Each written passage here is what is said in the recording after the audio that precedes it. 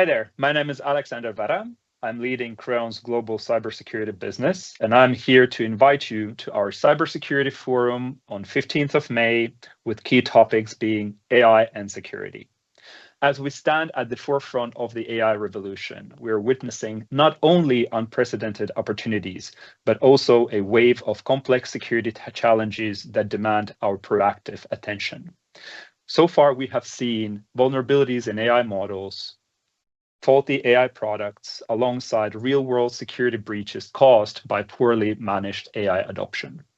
And with AI's dual-use nature, the same tools that are being built to help us can be turned against us easily.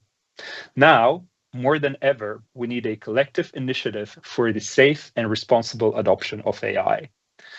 Join me at my keynote, where we will explore key strategies, common pitfalls, and essential requirements for securing our AI journey together.